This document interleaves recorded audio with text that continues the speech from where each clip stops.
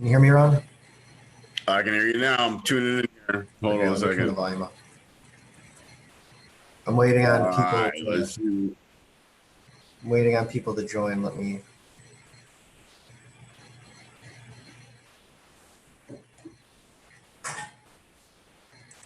I like. Is that you with the sniper mask on? Yeah. I love it. I don't have a gun though. I think that's important for people. That's okay. You see, I got the Blastmaster KRS-One on. We gonna be dropping some knowledge tonight. Let's see. All right, just a second. I'm just trying I'm to excited. set some stuff up. Yeah, it's all right. I gotta brush my beard. You notice how I dyed my hair, but I didn't trim my beard, trying to show a little contrast to the youth out there. I think people like salt and pepper beards now. Though isn't that a thing? Oh, dude, I'm the daddy king. Are you kidding me? You know, that's what I'm talking about, bro. I'm the man right now. Shit. I can't get rid of the 20, my roster of 20 somethings is fucking deep. I'm waiting for it. It's showing me preparing live stream for where I'm trying to get to stream as well. So just a second. No problem.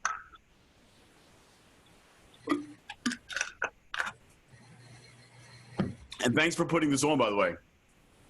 You're welcome. I expect this one to be a little sloppy because it's the first one, and Right. It's always a learning process. Action. Okay, just a second. I don't want to record this part.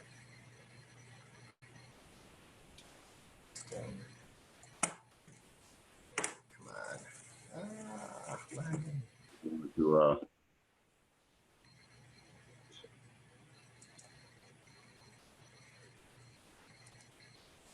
Cool. No, on there. Come on.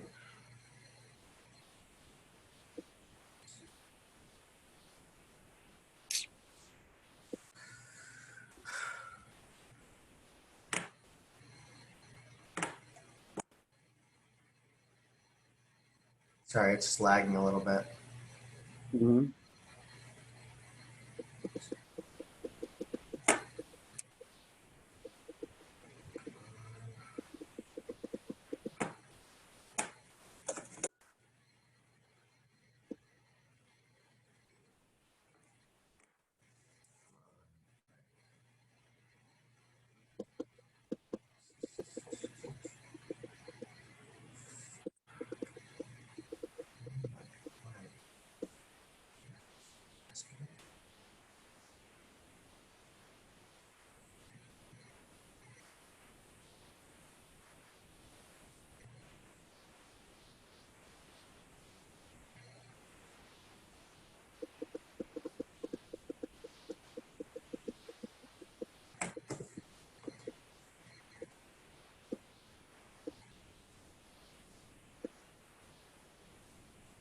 No, Just a second. I'm just trying to get some.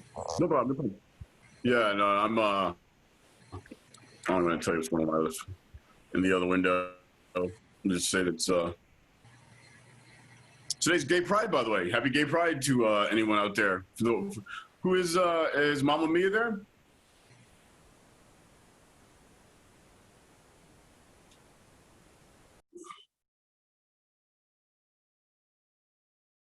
You want to see some creepy? You want to see some creepy, Matt? Hold on.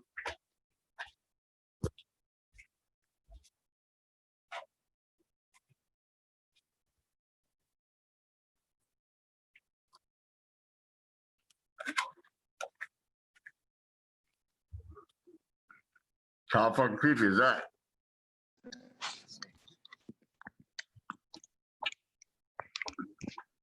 Okay, let's see. It works.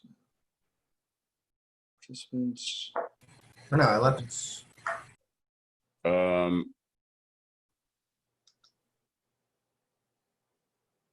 hold on. We're going to do it.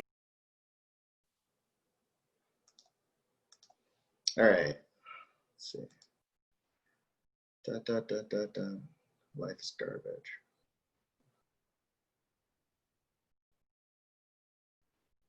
Next.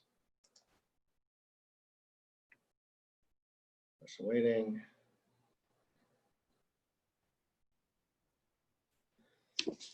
Okay, so All right, here we go.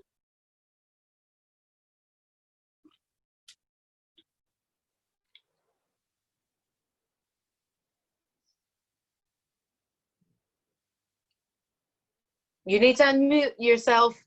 Can everybody hear me? I can hear you. no, I was Okay.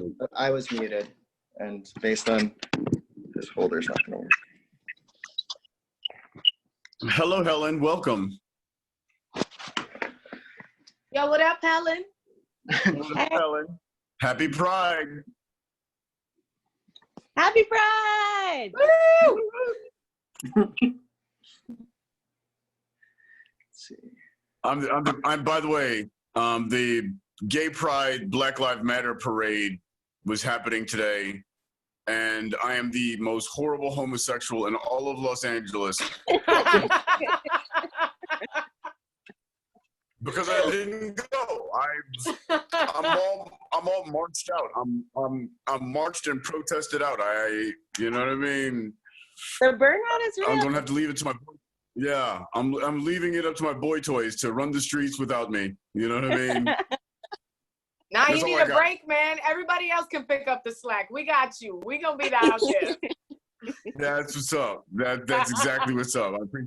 I appreciate that. You know what I mean? You gotta keep it real every once in a while. Now you guys can say y'all need a break. It's up to us now. This shit's on Yeah. us. Yeah, like Chappelle said, I have no problem sitting in the back seat. Motherfuckers is driving pretty good right now. You know what I mean? It's so fucking true. You know what I mean? After a couple car burnings, it was like, yeah, you know what? I've seen enough cars burn. You know what I mean? I've not had enough courage to loot. You know what I mean? Or I'm so the disappointed.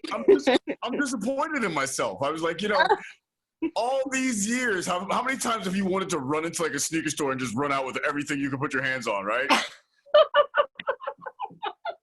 The moment that is delivered to my doorstep, to my fucking doorstep, all of a sudden I get morals and respect and values and shit. That's fucked up.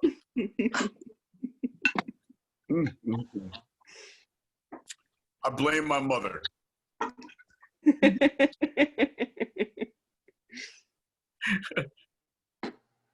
So Matt, now when you're not planning on assassinating the president, what's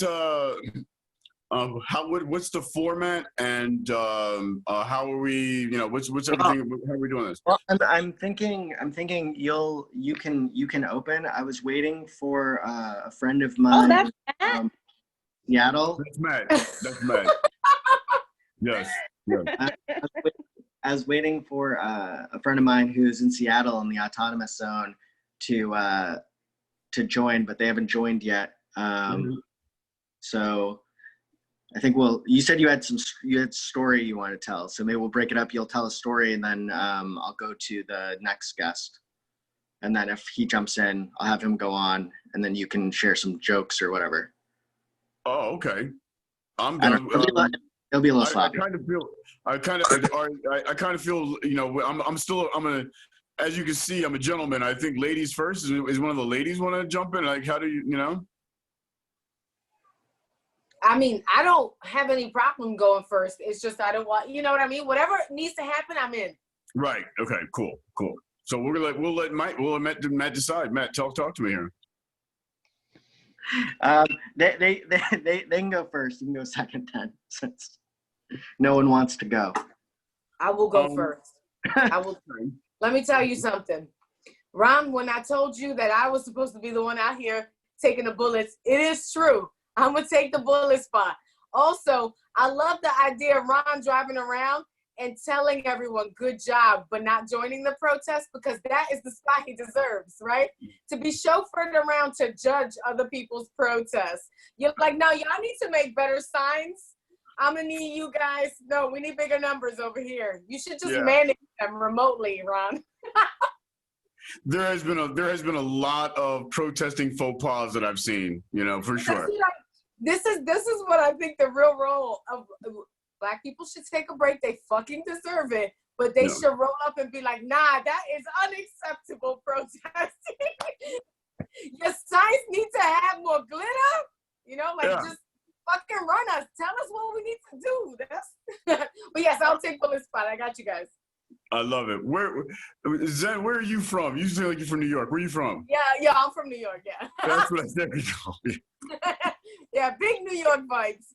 Yeah. I'm from Philly, so I get it. You know what I mean? I saw that, right? I saw that. That was unmistakable. Well, yes, it's lovely to meet everybody. But yes, I will take bullet spot, and happy Pride. I love that you brought that up. You know, you forget in quarantine. Like my birthday happened in quarantine. Ain't nobody, you know what I mean? I was like, we still gotta acknowledge the fucking important days. Yeah, no, my birthday was March 17th. It was the week that everything shut down. So I got it's St. Patrick's Day. So my birthday was robbed. The week after that, I was going to be shooting my comedy special. That got shut down. So it's like, I'm just like, okay. You know, I was just left to my vices, which is white men. You know, 400 years of oppression gone bad. You know what I mean? This is what I ended up doing. You know what I mean? It's just like, ugh. No, I don't know. I kind of see it as like wonderful, because you're just like, you know what? I'm gonna just go through these young white men like Kleenex. You're just like, give me all the white boys. That's what you earned that. What? Yeah. Plus they're feeling extra guilty right now too. So it's like, all right, you know, I gotta step up and do my part here. That's what you should have told all your little booths to go out and protest. You should have been like, this right. Saturday night, this was real. So now tomorrow, here are the signs. Here you go. You know? Here's your sign. This is what you say. That's why Matt's all the way over in Boston. He's like, I'm never coming to California. Well, I mean, I've been to California, but I'm also not in Boston. Oh, that's right. You're not. Where are you at right now? Hey, sorry, Ashley. Sorry, you need to put your thing on. Wait. I'm in. All right. I'm in Barrie, Massachusetts. Oh, got you. Okay. So the middle of nowhere. It's near Worcester. How far is that from Boston? I don't know, a little over an hour. Oh, right on. Yeah. Yeah, that's exciting. Location. There's a white man glowing in the dark. Yeah, Aslan, I turned.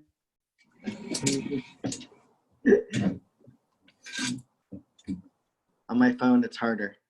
But I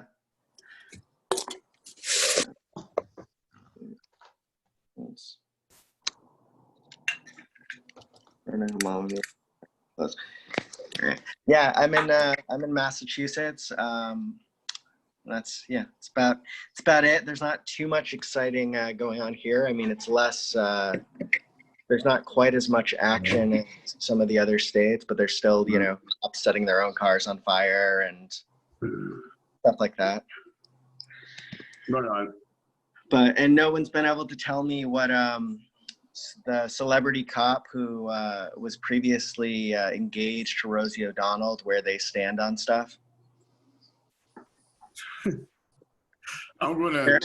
They're of course in Worcester, Massachusetts, and an Instagram model, and they've made no real stances, and no one can tell me if they've pepper sprayed anyone or they've been batoned by the celebrity cop or anything like that. You said Rosie O'Donnell was formerly dating her or currently dating her? formally. They were engaged. Wow. And allegedly, according to tabloids, although it's probably not this cool, Rosie O'Donnell allegedly broke up with her because she wouldn't stop being a cop. But it's probably something less cool than that. Let me tell you something. If I'm Rosie O'Donnell's girlfriend, I'm quitting my job. Like, what? I'm a cop? You what? Girl, what is wrong with you? Shit. I'll be like Rosie's barber. Whatever you need, Rosie. Anything to not be a fucking cop. Jesus Christ. Right? Security. Allow me to be head of security. Something. You know what I mean? Yo, the bodyguard. You be Whitney, I be Kevin. I Right.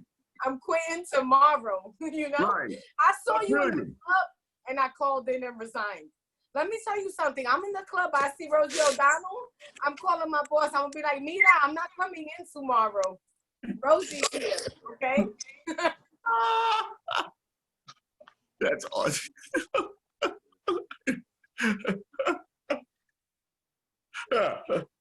Why am I the only one drinking water? Shouldn't I have No, I got water.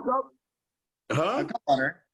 Oh, okay. I'm noticing all these delicious beverages going around. I'm like, oh, No, we're right there. There's a frosty drink. Yeah, we're all staying hydrated as, you know, white society circles the drain as it should. It's our time. No. Well, to blacken it up, I broke out my Blastmaster KRS-One shirt. You know what I mean? So, you know, I'm surprised they are not playing more KRS-One songs. He has made the best songs about police brutality.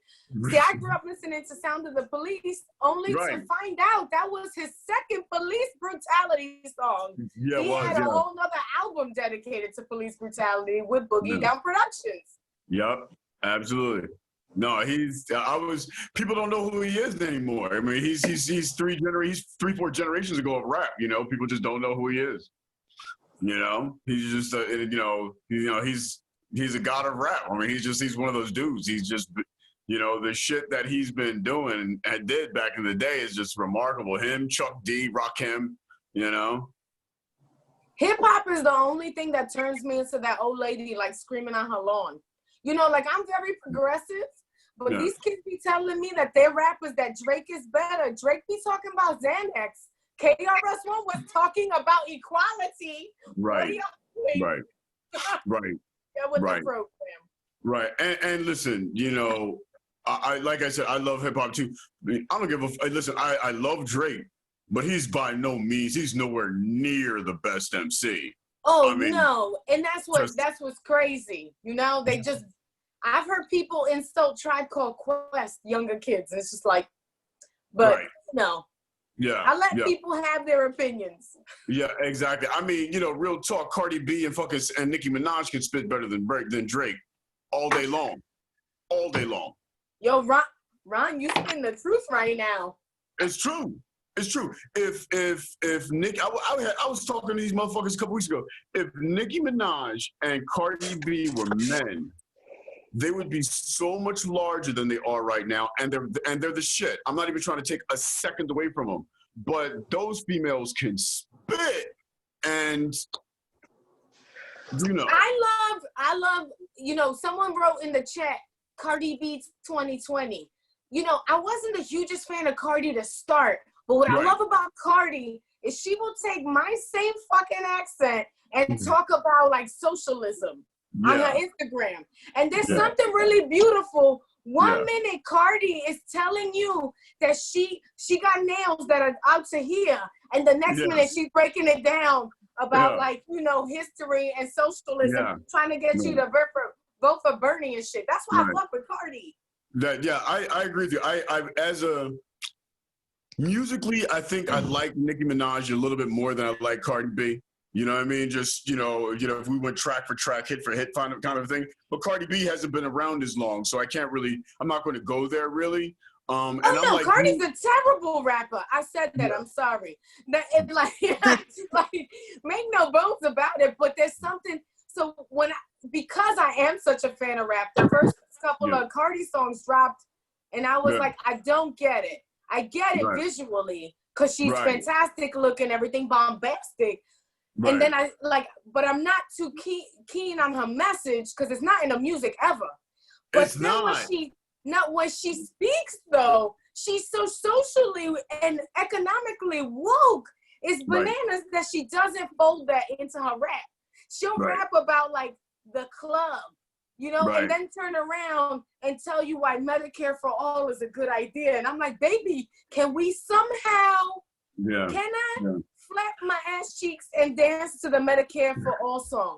Right. This is what I'm looking for in a rapper right now.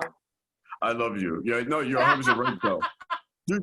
But you know, most besides Kendrick Lamar and a little bit of what Offset does, there's not really that many rappers today that are on that black consciousness shit.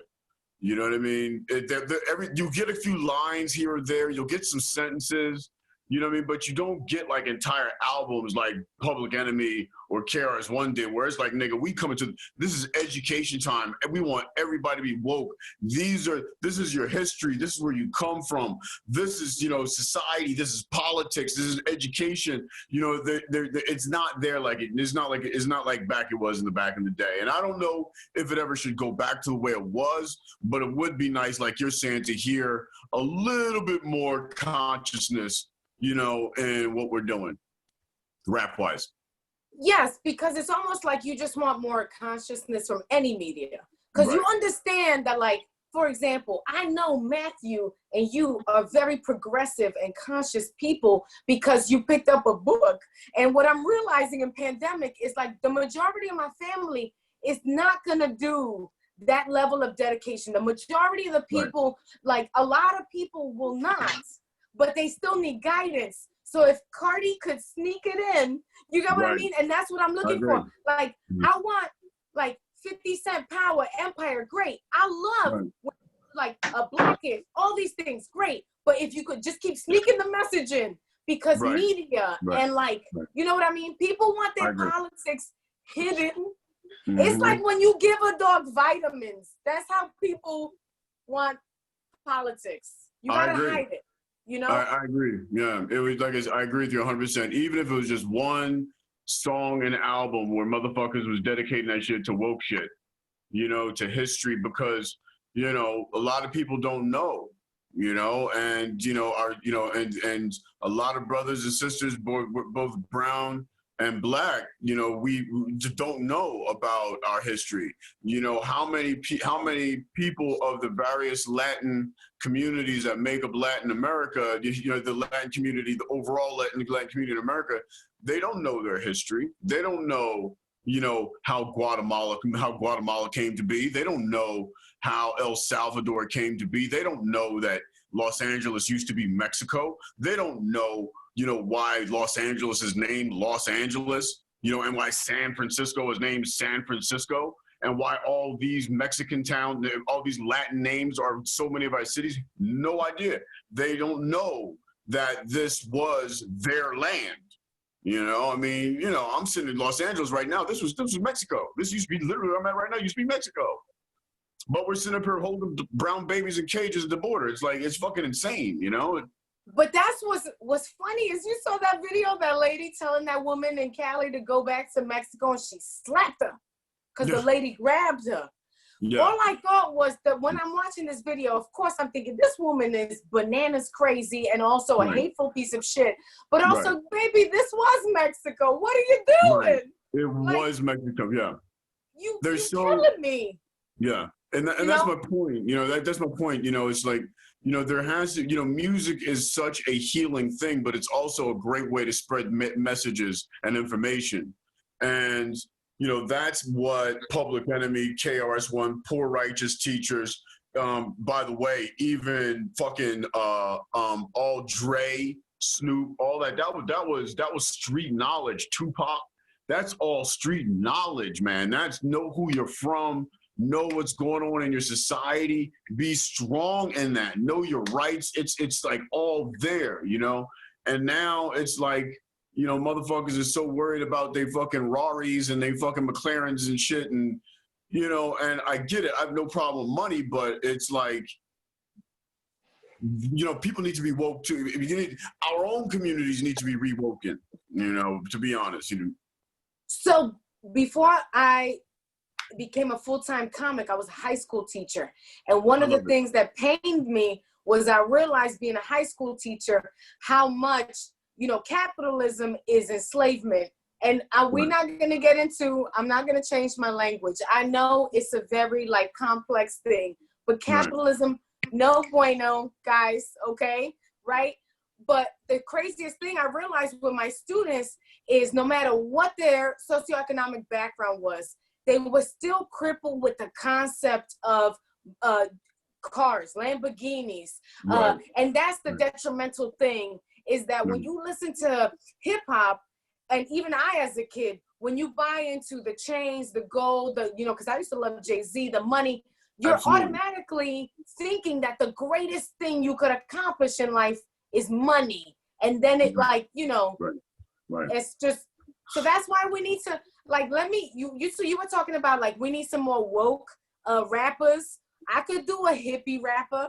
Give me a rapper who doesn't use aluminum in his deodorant. Give me a rapper who telling people that they need to use Dr. Bronner's. I don't know. We just need variety.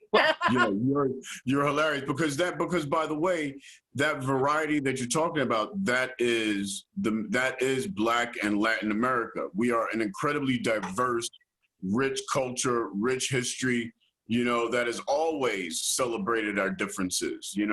People from Haiti has always celebrated their differences from people from Jamaica. My mother's Jamaican, so it's when you start boiling everything down to how much money you're making or how much drip you got and all this other bullshit, I mean, it's who are you as a person? And this pandemic has really, it's stripped away all that. And people should really have been sitting, my hope is that people have been sitting in their houses saying, well, wow, what really is important to me? Who am I as a person, and how am I going to be a better person in society, especially now that we got these protests going on? Hopefully there's some type of connection happening that is oh yeah, I've been a lazy Facebook posting piece of shit all this time. I can really actually get more involved in my community, which it seems like a lot of people are doing. Oh, I absolutely think that's what people are doing.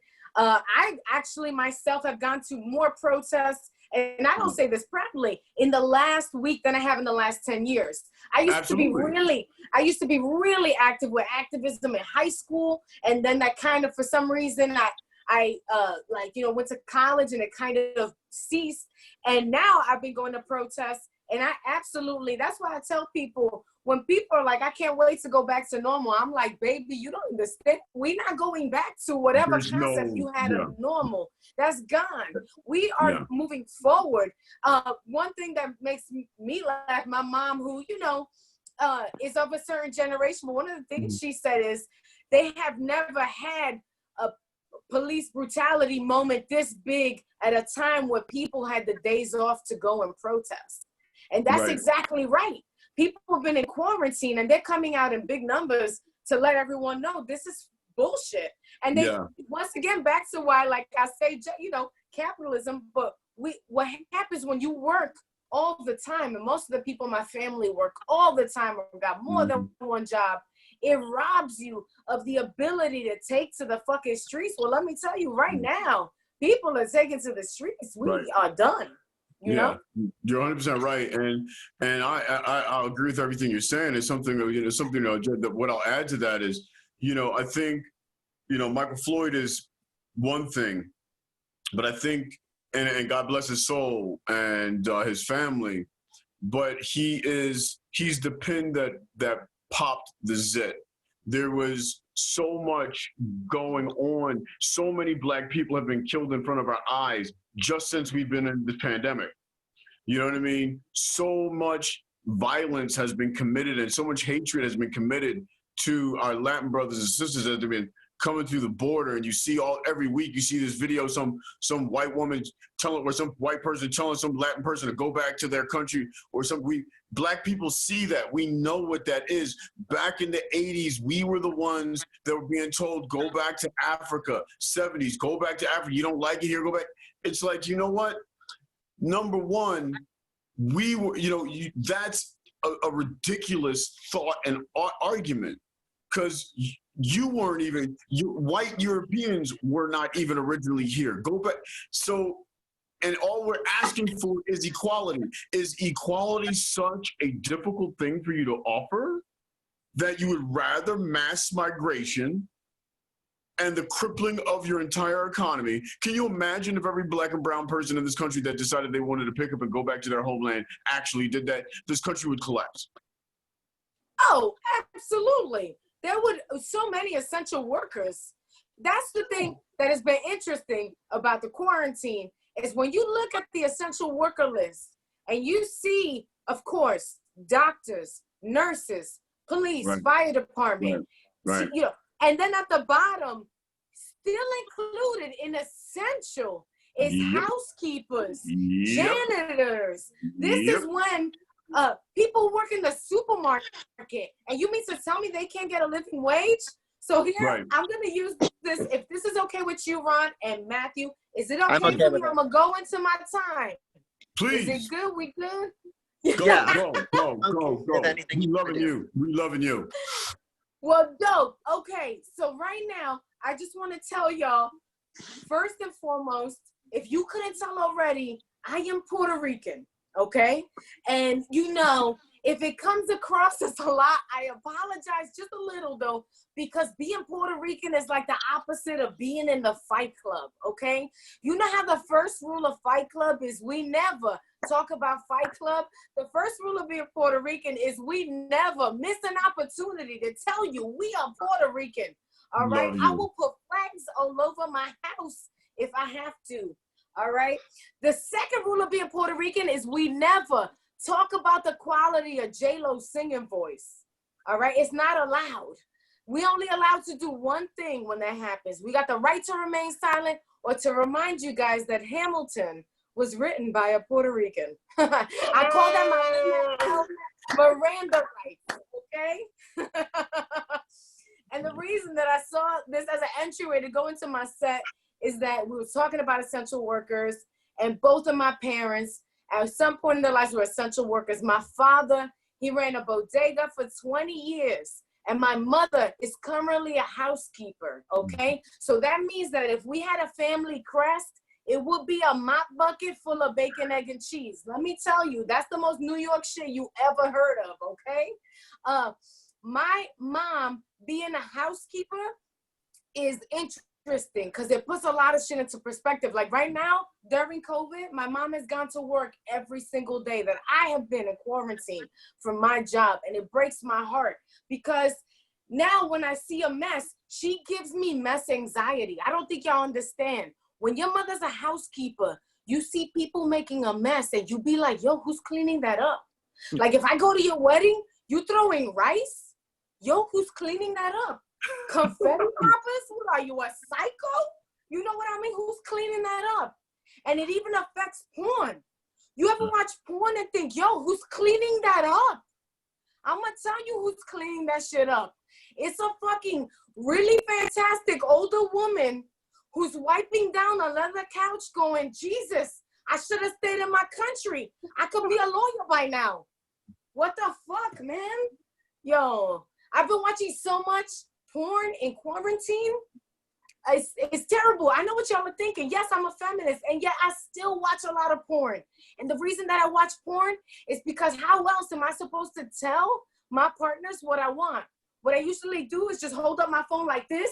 Yeah. I want this, but with 5 less dicks and no crying. Okay? It's hard to find. It's hard to find. But anyway, I recently just started taking a Zoom class. First of all, can I tell you, thank you all for joining us on this little trip we're taking in Zoom. I know a lot of you got your little, you're not showing me where you are, and that's okay.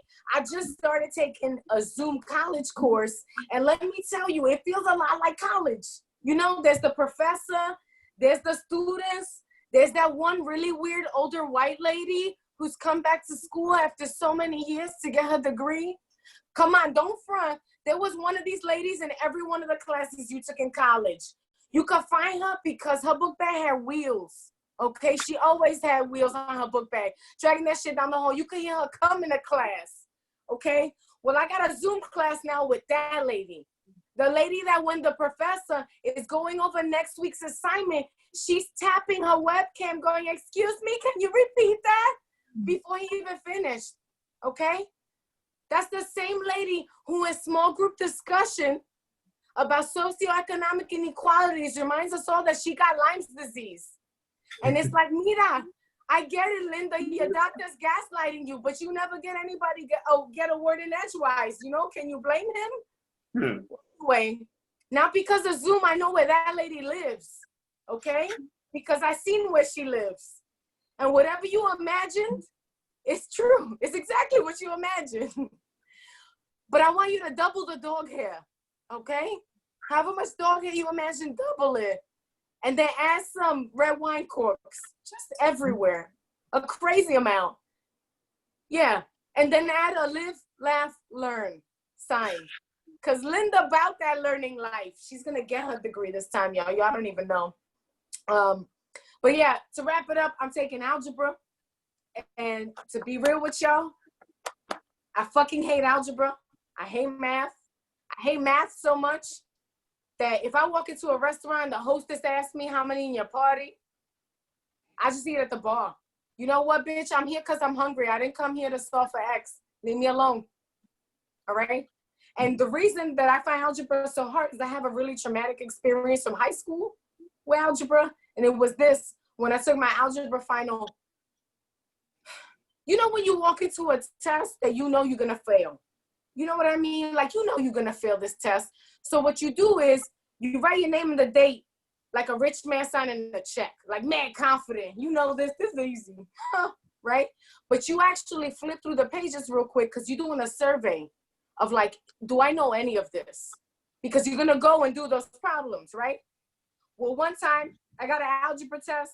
I flipped through 3 legal-sized pages of problems.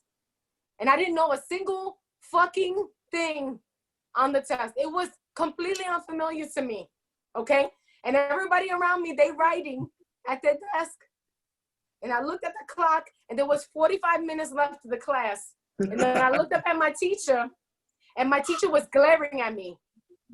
She was like, bitch, we went over this multiple times, just glaring at me. And I knew I had to do something performative, you know, to make it seem like I knew what I was doing. I started writing in big block letters. I started writing in big block letters. I am so sorry. That's all I could do. And that's why every time I see a white person post, I am so sorry, in this current social situation that we're in, I think, holy shit, they didn't pay attention in class. They didn't pay. They haven't paid They're attention. pretending. They're pretending. Yo, just admit, you didn't pay attention, not even for this semester, for 400 years. I'm sorry, it's not cutting it, baby. That don't solve the problems. Anyway, so I'm taking algebra now. And what I recommend for all white people as they go out into this world, learn, raise your hand, say you don't know. It's cool. We got you. Don't ask a black person, though. A black person is never going to fucking be a tutor. I'll take care of you. Anyway, my name's Zilla. Thank you for having me. I'm still going to stick around. Well, thank you. I don't think, thank you very much. I don't think my friend from Seattle is going to be able to log on after this. I might go on Instagram Live and see if I can talk to him on there and show people some footage and have him give you some updates on what's going on there. But yeah, thank you. I want to be as hopeful as Ron's trying to be about people taking in information and taking in stuff in this moment. But from working with other white people, and I have an essential job, and so the clients will watch the news and they'll have questions, and they're in a position where they don't necessarily understand things, and they need things to be at least explained to them on a very simple level. And one of the my fellow white staffers was comparing the protests to a child throwing a tantrum, which just made me think, why are we being allowed to live? Why are people only asking to defund the police and for reparations? Why are we even being allowed to live? If like this is a general mentality from people who look pasty like myself. Because at the end of the day, no matter what y'all think, we're not trying to kill you. And like, you know what I mean? Like, but no, that person's damn ignorant. Let me tell you, I have never had fuck your Target. I've said fuck your Target, fuck your store for immigrants so many times in the last month or, you know, last weeks that I have never, this is literally, I've had to interrupt so many people who are just talking about the looting. The looting. Fuck your Target. Well, here's the thing about that, you know, since I imagine I'm the oldest guy on this podcast, the Zoomcast, you know, talking about the looting, discrediting the humanity that goes behind protest, that has been the calling card of racist America and white privilege America since the beginning of the civil rights movement. You know, what I find interesting this time around, number one, is how many white people are protesting.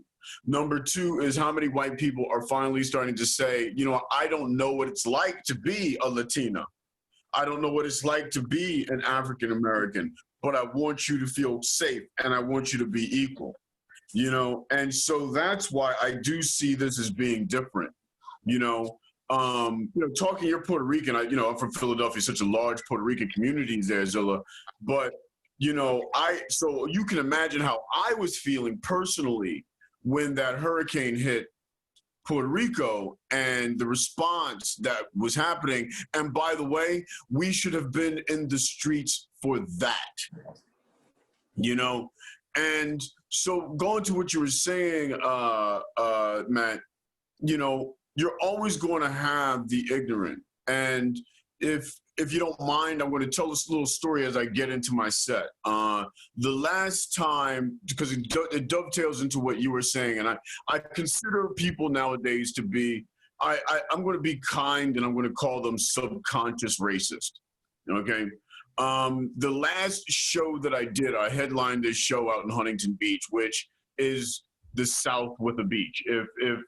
If Deep Tennessee could have a beach, it would be Orange County, you know? And I do this show. My nickname is Gay Thanos, the scariest gay man in America. I earned it, you know. I treat straight men like they treat women throughout my entire set, you know what I mean?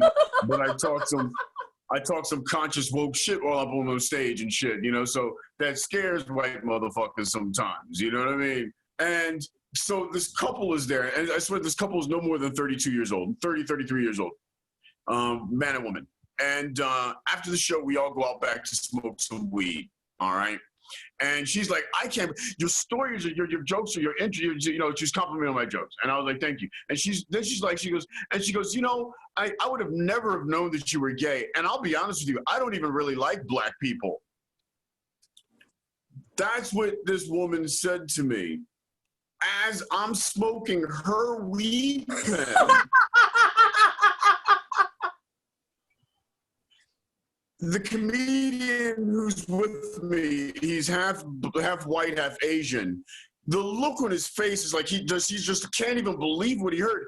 No, but listen, I didn't even blink because, number one, before I started touring as a stand-up comedian, I was in corporate sales, so I've traveled the country. Then and now, as I tour, I still obviously tour the country, and so I have had to deal with this subconscious racism my entire life.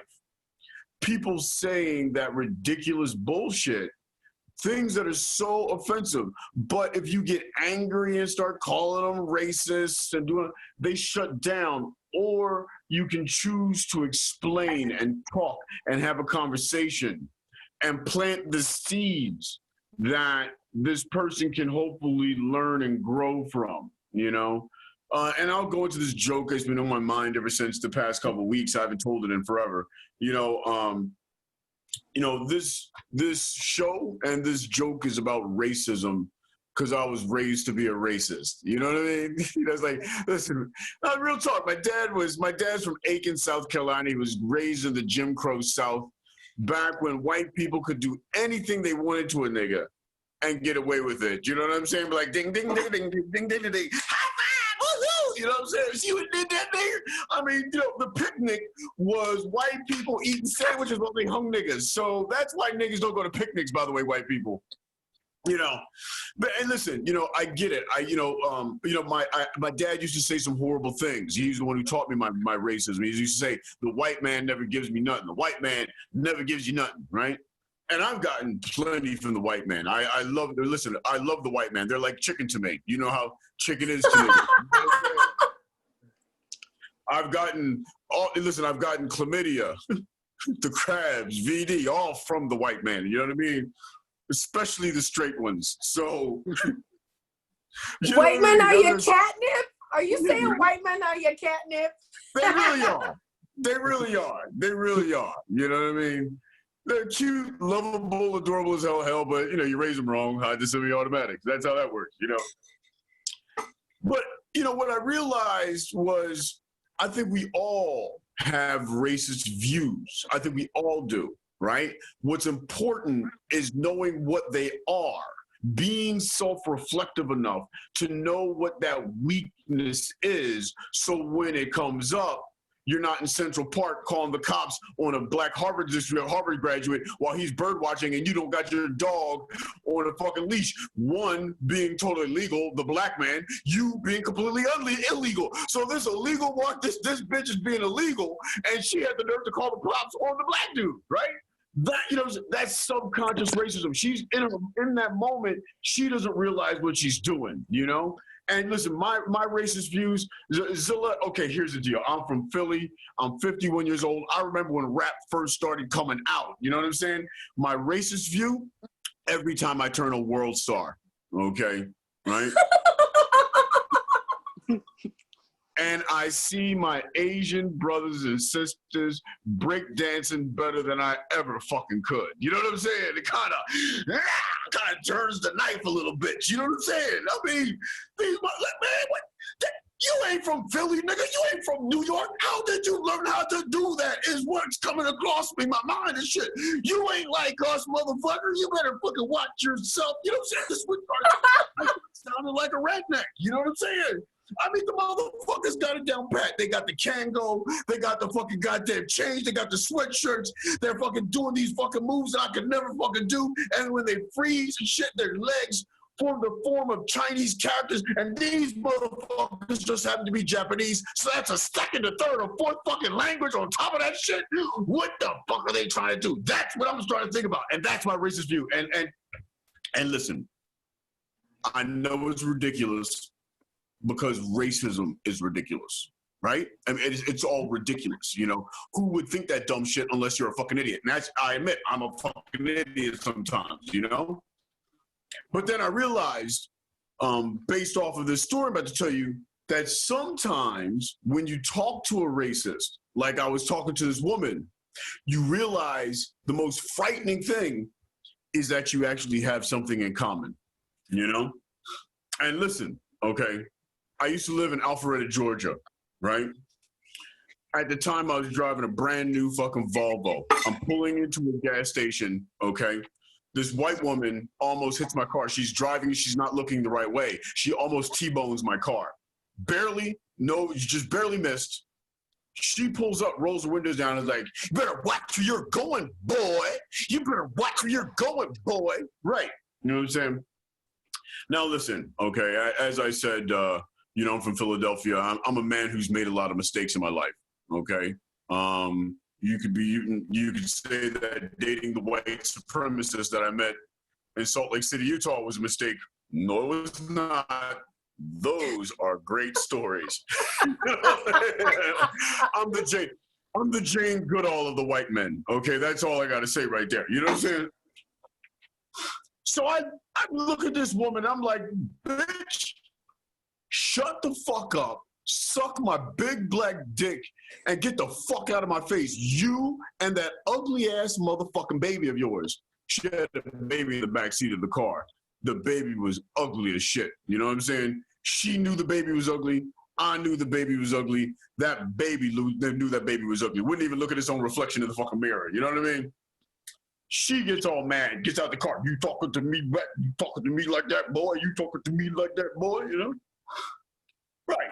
Now listen, like I said, I've done a lot of crazy things in my state. One of the things me and Cardi B have in common is I was always the gay guy in the strip club. You know what I mean? I've been hanging with strippers more than I've hung with my mama. You know what I mean? It's just, it's, you know, so I made some mistakes in my life, right? You know, and so in other words, I'm sorry, I got sidetracked. What I mean is I know crazy when I see it. You know what I'm saying? I was like, all right, let me get the fuck out of here. Wait a minute, you from Philly. You from Right. Philly? Philly Right. giving New York a run for its money on crazy. Of course you know crazy. We don't fuck around. We don't fuck around in Philly. You know what I'm saying? You know, we fucking celebrate a fictional white character and shit. You know what I'm saying? We Bayard Rustin, the man who wrote fucking Martin Luther's scripts, who helped Martin Luther King write his speeches, the man who went to India and talked to fucking goddamn the Gandhi about the nonviolence movement, came back to the United States, helped Martin Luther King establish the civil rights movement, and we celebrate Rocky. Bayard Rustin is from fucking goddamn Pennsylvania, from Philly, nigga. You know what I'm saying? So yes, y'all, Ron knows crazy. So when this woman got out the car, he knew fucking crazy. It's right, time to go. Because I'm in Alpharetta, Georgia with a brand new fucking Volvo. I know the niggas is, the police would have come and beat a nigga way before they beat that bitch. So I leave.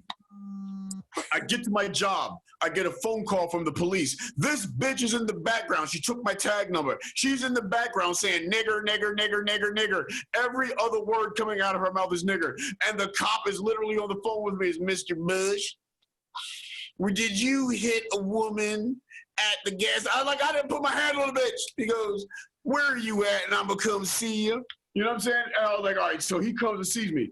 And this guy who looks like the big boss man from old school WWE, okay? He's like, look, Mr. Bud, I know you ain't gonna like this, and I know you heard what she was saying about you in the background when I called. But under 1890 common law, you're gonna have to turn yourself in and prove that you didn't hit her. 1890 common law. What the fuck is 1890 common law? Turns out 1890 common law is the law they commonly use to throw niggas in jail. It's any law. Oh, nigger, when you walk across the street, time to go to jail. 1890 common law. Oh, nigger, did you look at that white woman? 1890 common law. You know what I'm saying? So, my point being, racism in this country has been here the entire time. It is finally to the point now with cell phone cameras that we're able to document it, that we can see our brothers and sisters in Puerto Rico can't even get water, can't even get nutrition when a hurricane hits. They pay taxes too. Not a damn dollar of the taxes that they've been paying came back to save their lives during that hurricane. We can now see our brown brothers and sisters having their babies snatched away from them as they come to this country to legally seek asylum in a nation that has the Statue of Liberty that was given to us by the French as a beacon of hope to all immigrants looking for a new way of life. African Americans were brought here and forced to build this country. They tell us to go back to Africa the first chance that they can get, you know. But now we have a whole new generation of white people that are awakening. And listen, I know what you're thinking. Absolutely. I've slept with at least 1/3 of all the white males in those crowds. I've been doing my part. This is fucking, I need some help. I need people to join in and start banging white people, showing them what the good pussy and what the good dick is all about. Throwing that shit around so they wake up in the morning and they're like, fuck You it. cannot, wait a minute, Ron. You cannot tell them my secret. I'll be fucking dudes. And the morning after, I'd be like, hey, baby, you know Puerto Rico should be the 51st state, you damn motherfuckers. You know what I mean? Like, I'll be getting them, like, don't tell them that we fuck them to, like, get them to sign the deed over to us. Because literally, if this is activism, I'm an activist. Let me tell you. We are, Zilla, what we are doing is we are helping to niggify and Latinify this country from the fuck one at a time. Boom, boom, boom. That's the way it goes. You know what I mean? That's all. I just saw one of the comments. That's the only reason I slept with was to sleep with white men. What are you talking about? Can you imagine having to listen to their opinions day in and day out without having a fucking reason to do it? Oof. I'd be fucking people and be like a Jehovah's Witness. I'd be like, have you heard the good news? You know, like the next day I am trying to witness your ass and make you more progressive. Yes. You getting a Sunday sermon. We fucking Saturday, Sunday you getting a sermon. That's right. And white people do not feel, I know that a lot of you feel, I know a lot of you feel guilty and helpless because you're not a racist and all you want to do is help, but you feel helpless. Always remember, okay, it was white men that went to the courts in the 50s, the 60s, and the 70s to overturn those laws. As black people and brown people organized and marched, it was white men in particular, because of sexism, that went and helped pass these laws. So understand your place at the table is in helping to make sure that all your brown and black sisters and brothers all have the same opportunities that you do. And for that, you will get the best pussy and dick that you'll ever get. You'll get spices in your food. You'll have fried chicken that you can actually eat. Your arroz con pollo will have the proper blend of spices. Do not trip. You came to Africa for the spices, motherfucker. Now leave with the fucking. No, it's true. Things will only get better. Let the protesters sexy as fuck. Let me tell you. All these people in the protest, they could get it. All of them is good looking. They progressive. They know about butt plugs. They be going to the sex shop. Y'all need to get on the bus, motherfuckers. We want to have freaky sex and equality. That's what we want. My white boys have been serving it up. They've been calling me daddy. They've been really submissive. It's all happening the way it's supposed to. You know what I'm saying? And they're crazy. They look like they'll kill people just like Matt over there. Look at Matt. He looks like he's wearing something. All of my white boys have worn that mask at least once. Well, probably. It's not a probably. Back to the guilt thing. Like, I have no issue with the concept of white guilt, but I don't like. I'd rather, not because I have an issue with the word guilt so much as I have an issue with the fact that people like Trump, people like Rush Limbaugh, garbage people like Nick DiPaolo use the word guilt as though it's a negative.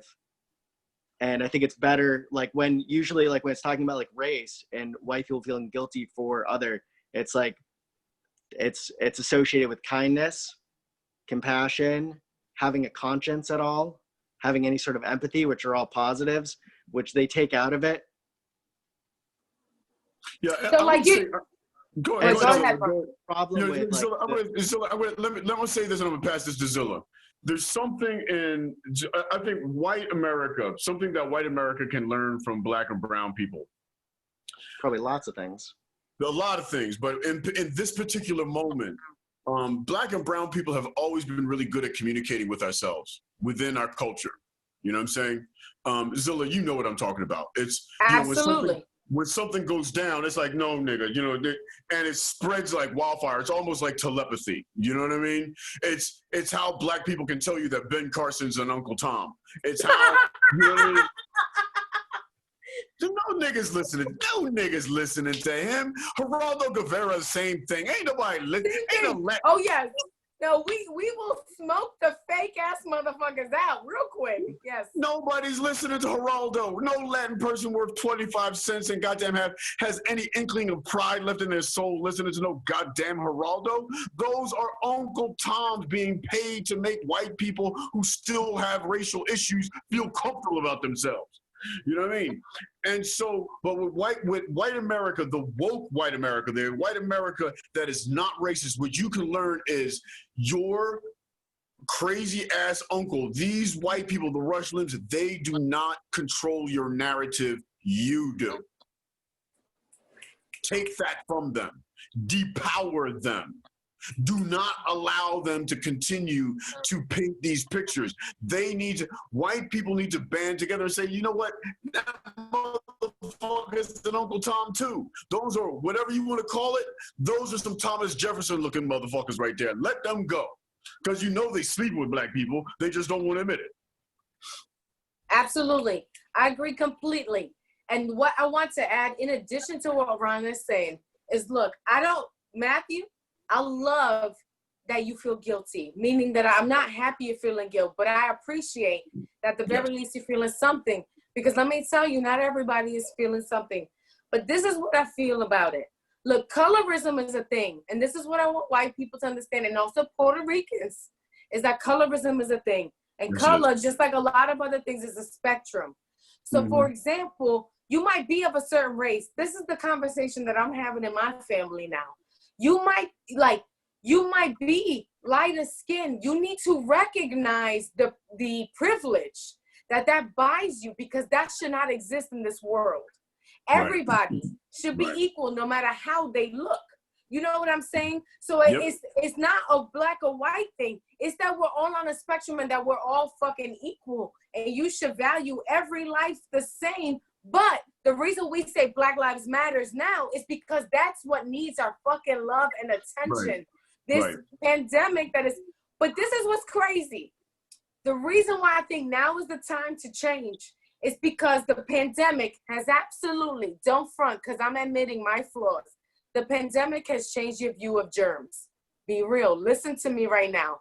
Yo, I used to wash my hands real quick. And then someone was like, you need to wash your hands for 30 seconds.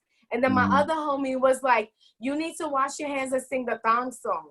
If you do it, you could sing the chorus of the thong song. That's how long you should be washing your hands.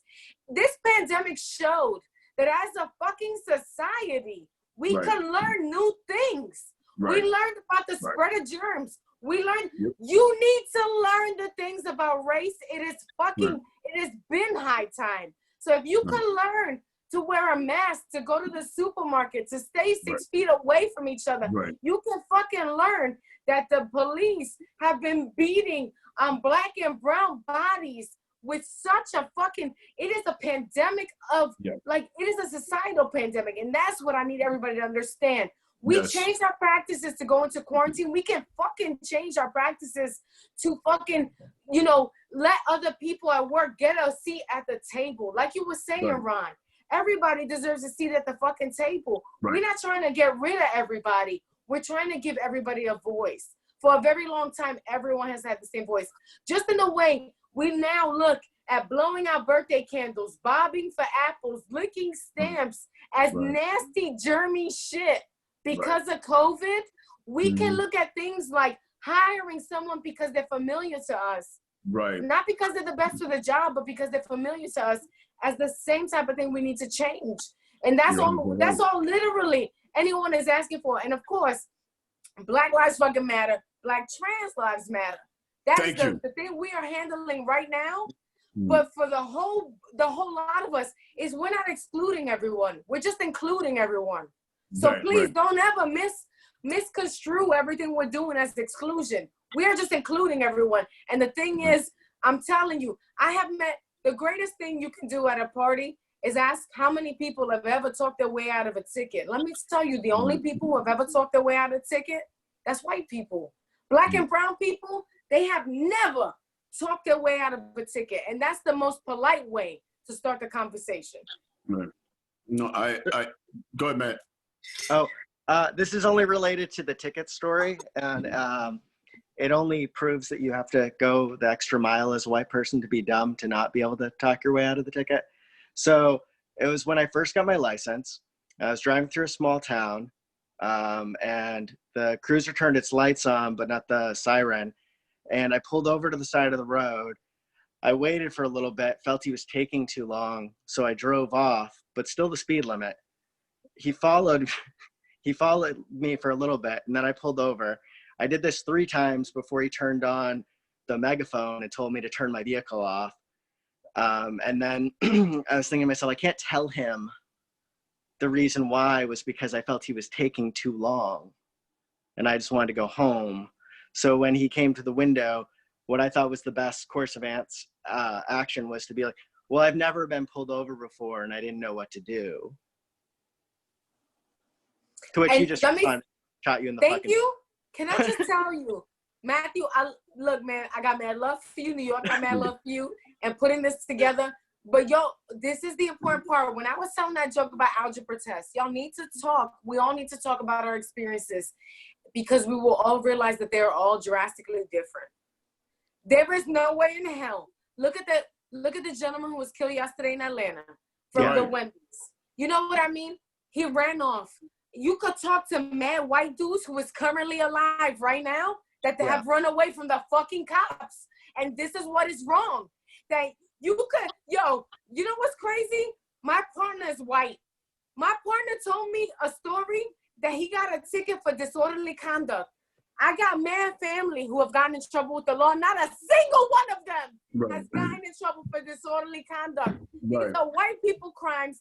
And the smallest, whenever you look, when you hear about a story about police brutality, look, so for example, the story you saw about driving away, mad people, if you were black, they would say, oh, he drove away, he deserved it. Let me tell you, if you ever talked your way, once again, Ron, take it away, Ron. Real quickly, Zilla, the idea, can you imagine if a black man or a Mexican man was driving that car and drove away while the cops was pulling that motherfucker over? Oh, it would have been OJ on the fucking expressway. There would have been a 45 car police chase. There's no way in the world. I have a white friend of mine who has gotten, it took until and listen to it, I'm gonna show up the number, the 5th DUI for him to have his license revoked. The 5th DUI to have his license revoked. Do you know any nigga that's gotten more than 1 DUI? No, 2, 3, no, 2. What? What? You still had your license after your first one, nigga? By the way, Matt, I'm still glad you're alive, Matthew. Like, I'm not saying, but what I'm saying is it would have gone different. I know it would have gone differently. Yeah, and disobedience or disagreement has been weaponized for people of color, and that's not fair. That is not fair. If I had an issue at work where I disagreed with a woman and she told HR that I attacked her because I disagreed with her. Because this is the way that is interpreted. And that's what I think y'all need to realize is that for black and brown people, just the idea of an officer saying, hey, come here, and you continue walking, that's it. You have weaponized because you have not been obedient. That's bullshit. Right. Absolutely. And you know, racial profiling, it's interesting, that I was watching this report on how Camden, New Jersey, which Camden, New Jersey is a hellhole. Okay. It is just a hellhole on hellholes right outside of Philadelphia. And they disbanded, about 7 years ago, they completely disbanded their police department, rehired them after training, and now because they are serving the community and protect because they look at themselves as stewards of the community and not police officers, crime has gone down like 60 or 70%. Yo, but New Jersey's killing the game. Newark had a protest that was completely peaceful. Absolutely. Nobody wrote a ticket. Yeah. Nobody got in trouble for shit. Right. Meanwhile, in Santa Monica last weekend, okay, Santa Monica, you can't get more white than Santa Monica, okay? And they were looting the fuck out of that place. And let me tell you something, that crowd was not even, you'd be lucky if it was 1/3 nigga. It's Santa Monica. Half the people that were looting were a bunch of white dudes. Yo, but you got influencers who have been looting. I had to ask my niece, Matthew, I don't know if you heard of this. Did you see this motherfucker from Arizona? Is it Jake Paul? One of the little... Yeah, it's one of the Pauls, which I didn't even know who those people were until that. No, by the way, the rally is out in front of my house now, by the way. You hear the honks and everything like that. It's hilarious. They feeling these Defund America. By the way, isn't it Obama Day? Fuck Trump. I'm sorry. Yeah, Defund America. Well, that's why. Well, did you see that? Well, I mean, everything he does is gross. But did you see that gross? It's my birthday on the 14th video he sent, where it's like it's got this patriotic music playing, but all of his stuff that he chooses, everything's synced at a lower speed, so it all has like a horror vibe to it. Oh, and it's pulling a motorboat that has a wrap around it that says Trump on it. It's like warped. It's like. But another example of me being having a nicer encounter with the cops than I probably should have. In '99, I was in high school. A few months before Columbine happened, I was accused of plotting a school shooting, and the cops let me pick a time to go to the station and talk, rather than find me. And when I went to the station and I was interrogated by the chief and one other officer, they were all, do you have a gun? And I was like, no, I don't have a gun. Do you have access to guns? And I was like, no, I don't have access to guns. Before I went there, my guidance counselor had already told me to deny everything and say it was a rumor. But and there's so many things wrong with you. Continue. But anyways, so I'm there. I'm like, I don't have access to guns. I don't have any guns. I don't know who I'd get a gun from. And they were like, well, sometime we're only asking you this question a bunch of times because sometimes we go to someone's house for a disturbance and the homeowner tells us that they only have one gun and it turns out they have 20 guns. And I say, well, if I had 20 guns, I'd remember that I had a gun. Which is the correct answer. They didn't find them. Did you sass them after your appointment? And they didn't find that funny. That I would be aware I had a gun if I had 20. Yeah. That's a good way to put it in one Sorry. sentence. If you have ever joked with the cops, you got white privilege. Well, also, if I could joke about them about the conspiracy to possibly murder people on a large level. Right, whilst you're being interrogated for possibly being a mass murderer, school shooter, yeah. Man, I'll be honest with you. You're dating material. If I, when I can wake up and know that I have a knife at my neck. You know what I'm saying? That's when I feel at peace. That's when I can sleep. I'm like, oh, this white boy, he thinks about me all the time. He's preparing to kill. Well, I mean, I don't think about you personally all the time, but I think about you some of the time, which is why I reached out to you. I appreciate that. It just got real sexy. I love how we me and Ron. I mean, it's been a while, but me and Ron hung out we did a little mini tour together. Yeah, we did. Yeah. Me, Matt, and Rick Shapiro did Boston area, Worcester, Providence, Rhode Island, and where was that? Maine. Portland, Maine. Yeah, it was Empire Man, which it's now Department. it's now officially a comedy club when it was just Oh, a wow. music venue. But also what's funny with that is, okay, so for that show, the local female comic who I had open, there was a group of people that walked out during the show, and they loved you. They loved you, Ron. They loved you, and they loved the opener who just told jokes about corn. But to me and Rick, they just said, they didn't mention my name. They just said, for me, they said the opener to the headliner was terrifying and depressing and anything but funny. But I heard laughs that night. But Mira, what happened? Mira, Matthew, you need to treat the audience like a cop. That you sassing because you're like, why you keep pulling me over? You need to bring that energy and then But that was it on the. but that was a review.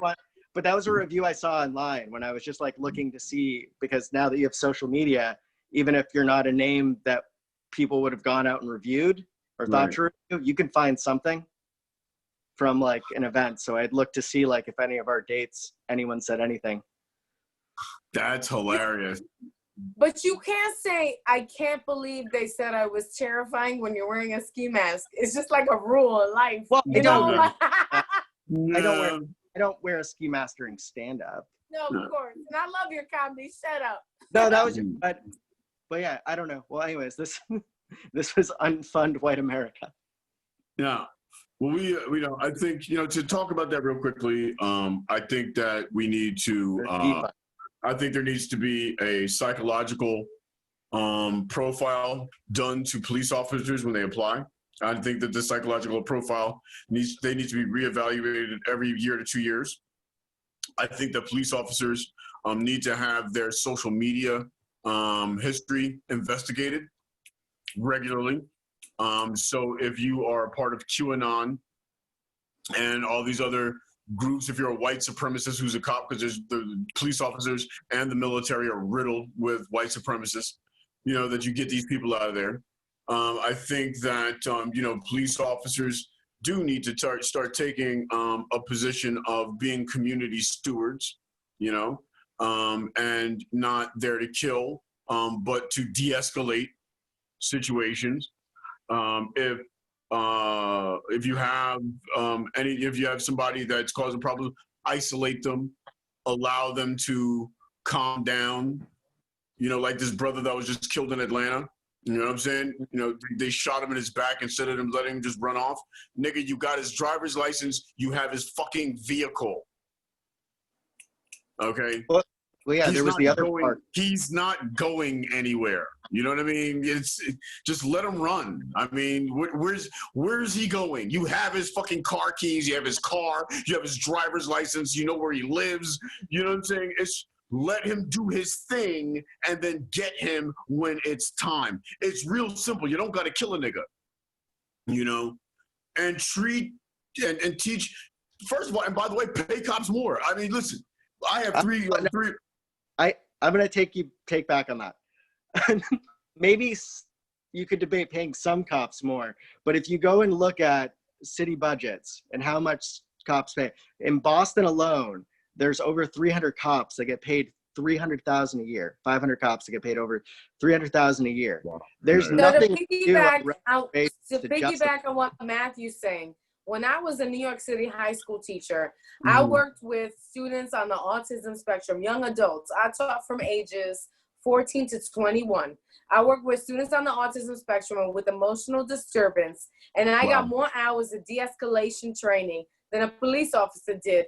And the other day, do you remember that guy? I don't know if you've seen Ron. There's a cop in Philly who they keep catching in all these videos beating on people. Yes. They revealed that he makes $123,000. That is double what I made as a teacher. So I actually think like Matthew's saying, we need to reevaluate. It should be merit-based because also, like I'm gonna give you an example.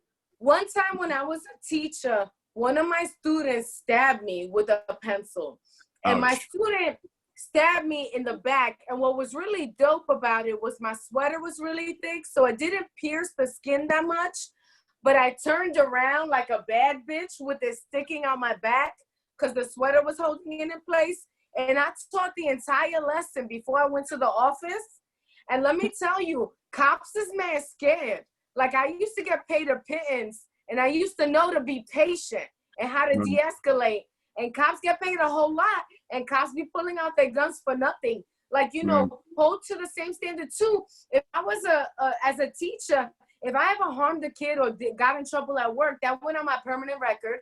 So if I went to another school, they would see my record.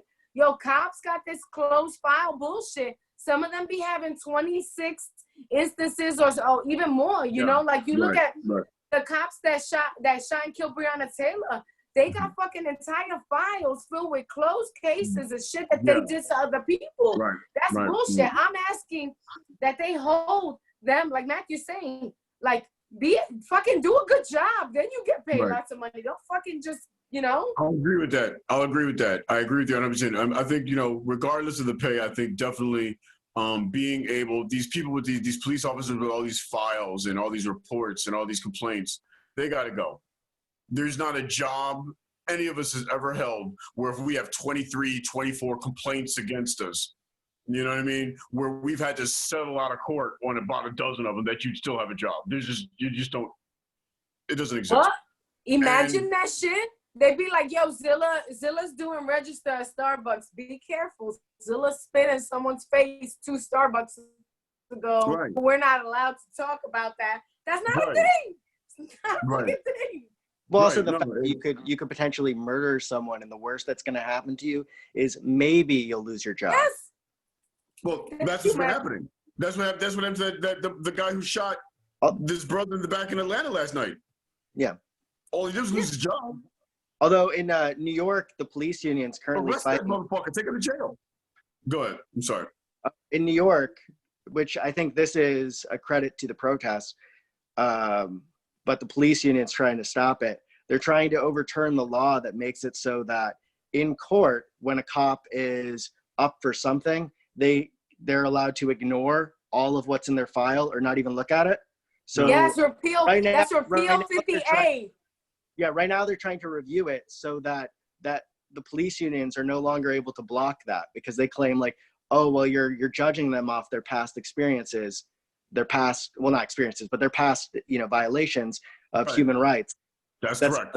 That's not how they word it. They go mistakes. But oh, absolutely. Transparency. But that's going to potentially be opened up due to the protests, which is a good thing. Yes. I think that's a good thing.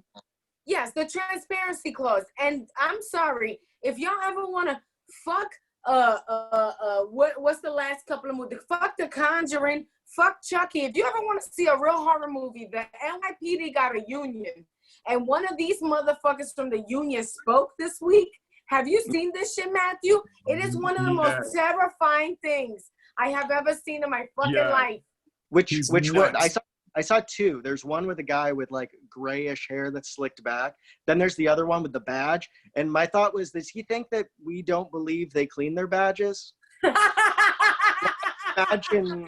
Yo, the one guy that Zilla's talking about, the creepy one. It's like they're both all they want is accolades. They just want people to kiss their ass and say, thank you, Master Cop Man. Thank you, Master Cop Man, for not blowing our fucking heads off every day. Just every other day is good enough for us.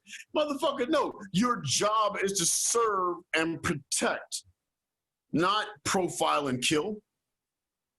What's crazy is the one that Matthew's talking about is the one where the guy holds the badge up and he's like, this badge will never tarnish. You will respect us. And it's crazy because as a person who worked with the emotionally disturbed and as a person who's taken in anger management myself, you know what I mean? I've done this shit for growth. I've tried to shake the systemic bullshit that has like followed me my entire life. That is the angriest, most like, when you talk about little dick energy, Matthew, my goodness, that man is like a frat leader who's just been told that they not allowed at homecoming this year. This motherfucker's a mess. But yeah, he was just screaming on and on. This is always shiny. It's forever shiny. It's never not been shiny. Yeah, that's the problem. But with cop salaries, the only cop that deserves to get paid more is Ice-T's fictitious cop. Yo, Just but what's that guy. crazy is I'm yo, Yeah, I'm fucked. the reason why I said that I was watching a report, like some of these police departments in like these small towns, those motherfuckers are only making like they're only making like $12-15 an hour in Yeah. some of these small towns. That's why I said that. Me- And in fact, and that's you being called to go on a domestic dispute for $12-15 an hour, you know.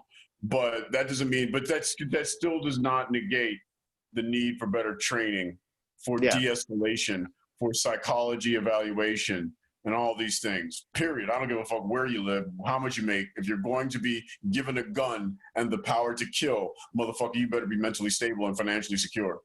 Yeah. Well, it's what's your reason for wanting to do this? When I was a teacher, I would very much judge other teachers who only would teach us for money. You cannot be a teacher or like, we go back to Sesame Street basic shit. Who are the people in your neighborhood? Whatever you do, you gotta want to do it for the betterment of everyone around you. Okay, so for example, you ever play store when you were a kid with that one kid who always wants to be the boss? They never letting anybody else touch the register. They never letting it, like, you cannot be a cop or a teacher because you want to micromanage or belittle or be the person of power. You got to do it for the betterment of everyone. But literally, if you ask cops, if you ask some teachers why you are doing this, they will give you the most fucked up answers. And that's the thing I'm trying to vet. You know what I mean? Right. You should not want to be a cop because you want to be the fucking boss. You know? Like, there's a lot of short dude energy. You see the video, Matthew and Ron, of the NYPD dude pushing the woman into the curb? You know, that's little dick and short dude energy wrapped up in a package. Well, it's the same thing with. Sorry. I was just gonna say, you know, go ahead, Matt. Go ahead. I was gonna say it's the same short man or little dick energy that the white guys at the state houses with the guns who are complaining about being told to not congregate, stay home, not wear masks, because those people, those guys, even though they're bigger than me, they're the people who shout and yell. But if you were to ever like actually move towards them and confront them, they would cower because they are not going to fight or pump their chest that anyone they know will actually fight them. Nobody who has something better to do with their lives is going to do some dumb shit like that. You know what I'm saying? You know, it's just the reality of it, you know? And I agree with both of you. These little dick motherfuckers talking all this dumb shit. It's like, look, you know, when they pushed that video where they pushed that 75-year-old man down, okay, and he was bleeding from his ear. And they go to, the one cop goes to help him, and then the other cop moves him along. Or then you just saw the video they released of that white boy that the cops let drown in Tennessee 3 days ago. Like he was running from the cops, he was drunk, running from the cops, ran into a lake, couldn't swim or whatever, started drowning. One of the cops were going to go save him, and then the other cop stopped him, you know? It's like, the question you have to ask yourself is, where's your humanity? Who are you that you can watch an old man fall on the ground, blood start easing out of his ear, and someone can tell you not to help him? I would tell the motherfucker, go fuck yourself. What are you doing? What are you doing? There's a man drowning in this fucking lake. I don't give a fuck how he got there. We're going to save him. What the fuck is wrong with you? And so wherever their humanity goes, that you can shoot a man running away from you in the back. He didn't kill, he didn't rape, he doesn't have a nuclear bomb under his arm. He's literally drunk and running away from you. And that's the motherfucker you shoot. Who are you? Well, also, yeah, I don't know where the humanity goes, because also like in Austin this past week, a teenager was peacefully protesting. They shot him in the face with a rubber bullet. He's suffering a brain damage, and he's in a medically induced coma right now. No. And the cops' response to shooting him at point blank with the bullet was their intended target was the peaceful protester who was yelling, who was standing next to him, as if that was any sort of justification Right. for force. Right. Because So- people lack any sort of like empathy or. Where's your humanity? Who? Yeah. Shooting somebody, you know how hard those things hit and hurt. You're shooting someone in the face. Well, Is that the the best? craziest part of, I'm not saying this because I validate the use of rubber bullets, not in the least. But the way have you ever seen the way rubber bullets are meant to be used? They're meant to be shot at the ground first. Right. And then project upwards. So the fact that they're literally using rubber bullets incorrectly at all, but Right. also incorrectly, it kind of goes back to, I don't know if you know enough about Attica, but when the prison riots in Attica happened, the cops used dum-dums, which is the type of bullet that explodes when it hits you. So it's this level of meanness that I see towards the protesters. It's a vindictiveness. It's not, whenever they're trying to get people to stop looting, they're not trying to get them to stop looting. They're trying to kill them. They're trying to kill protesters. And it goes back to what Matthew's saying, which is like, oh, we didn't mean to shoot the young Mexican American or Latino American, because I read about that young man who was still wearing his fast food uniform. He had just come from work and was going to the protest. He got out of his car innocently. We didn't mean to shoot him. They thought the answer was, we didn't mean to shoot him. We meant to shoot the protester. That is not the answer. This is the same as when you look at the Ahmaud Arbery case, where the guy's like, I released the dash cam to show you that we weren't wrong. You released the dash cam and revealed that you are a fucking beast, that you are a fucking racist. The level of thinking when they release these statements reveals that they're brutes. Well, I think he released that dash cam because they were already off the hook. They were already not going to be held accountable. He released the dash cam because he thought people were going to be excited about what they did.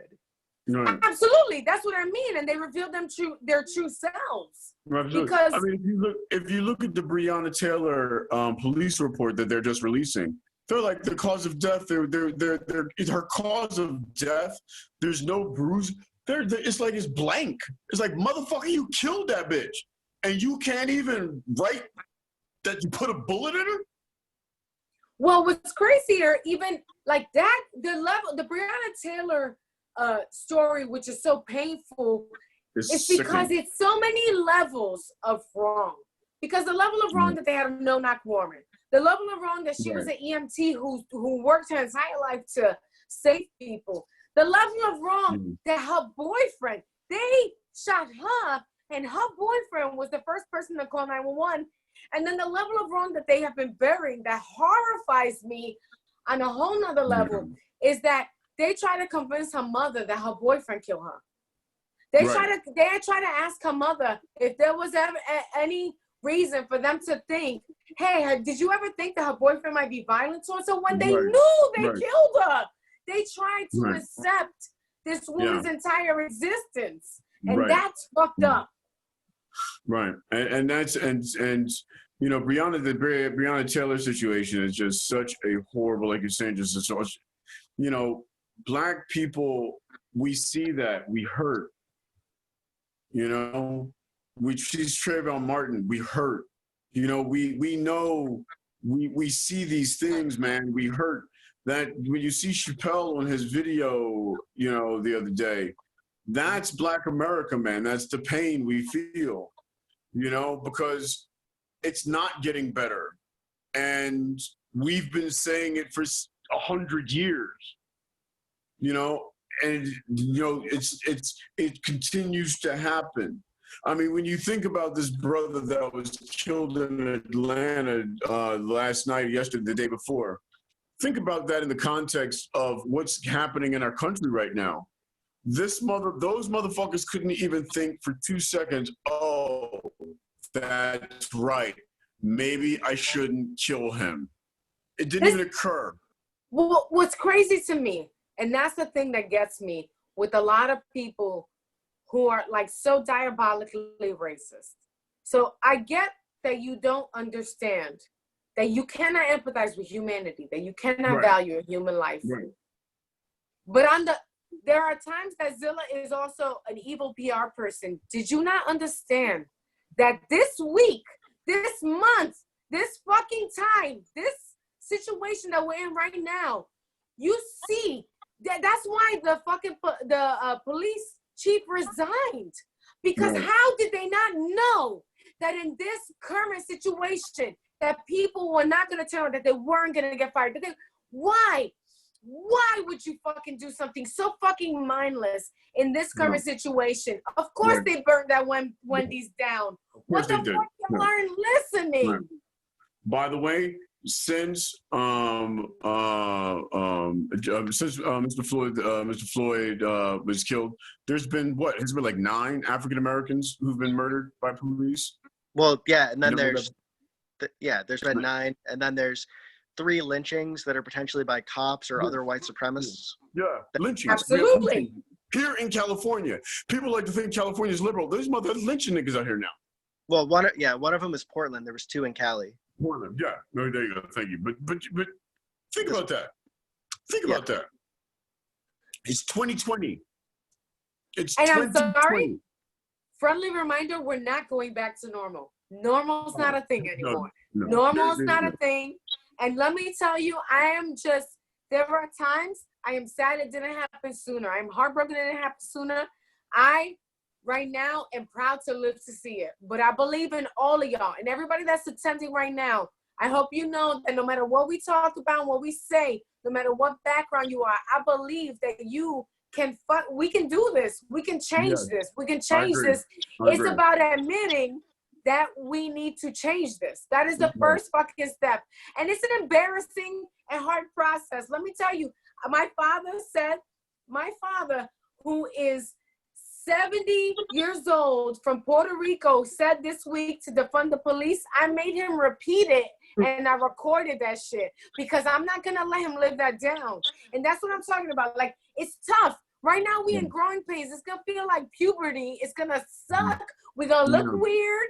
We're gonna do things that are gonna be misinterpreted as light-skinned people because I'm light-skinned Puerto Rican, right? But we need to let Ron and people like Ron take a break, and we need to take the brunt of the shit because we're gonna change this because we're done. We're moving on. The world's gonna be awesome. We're gonna have freaky sex. The police are gonna be gone. And just to piggyback and validate everything that Zilla said, to everyone that may see this, you know, I was talking to these young white guys at the rally 2 weeks ago where they started burning cars here in Hollywood, and you know, and they were disenfranchised. They didn't believe their vote mattered. Okay, and I'm going to say this to you so everyone understands very clearly. The man, okay, the system, whatever you want to call it, they disenfranchise black and brown people so they can't make it to the polls. And then they make you believe that your vote doesn't matter, so you don't vote. Trump is president because we didn't show up to vote. He didn't win the popular vote. Latino vote was down. Black vote was down. Youth vote was down. Women. A lot of people voted for Hillary because they didn't like her, as if we were inviting her over for fucking dinner. No, we were hiring a fucking person to do a goddamn job, and she was the most experienced person at the time to be able to take that job. That's what we were hiring her to do. And if you think that she would have been caging black but brown children and allowing the streets to burn while raping this fucking country and handling this pandemic the way it is, you know what? You need to look at yourself. Who are you? No Republican and no Democrat has ever behaved like this. But he won because he's a racist. Let us be very clear. And so if you are of like-minded soul, spirit, kindred soul, whatever, please, your vote matters. Not just the presidential, but the midterms. Not just the midterms, but your local judges, your district attorney. All of this matters. And however we need to change our culture so we start paying attention to these things at least 20% more than we do now, we will be a better nation for it. Then you will see brown and black people and strong Asian and strong Native American and strong white people all in the melting pot that is America. We need to devalue and defang and defund the racism. And that happens by voting. If you don't believe your vote doesn't matter, if you believe your vote doesn't matter, shut the fuck up and vote anyway. Absolutely. If I could end it with one message, it would be this. Your vote definitely matters. Yes. Your money definitely matters. Yes. And this is the thing. You got to remember, MLK, the bus boycotts, that was a year. That was a year of people not taking the bus. And I know Home Depot is 45, is close to you. Like, I know Home Depot's close to you and Lowe's is 45 minutes away. But Home Depot is trying to fund Trump and Lowe's is trying to give small business loans to black and brown people. I'm going to need you to drive 45 minutes out your way and go to Lowe's. Let me tell you, we need your support now more than ever. And we love you. It's all love. Let me tell you, at the end of this, once we get rid of Trump, everything's going to be all love. There's space for everybody. But we need you to commit to it now. And let me tell you, difficult conversations. I know a lot of y'all like to joke, you got a racist grandma. But it's like, you know, I joke, well, what are we doing on election day? We slashing grandma's tires. We tying grandma up. Like Ron said, the vote matters. I'm going to need you to pipe up at Thanksgiving. Right. I'm going to need you to, it's going to be a long haul, but at the end of it, we going to have a dance party.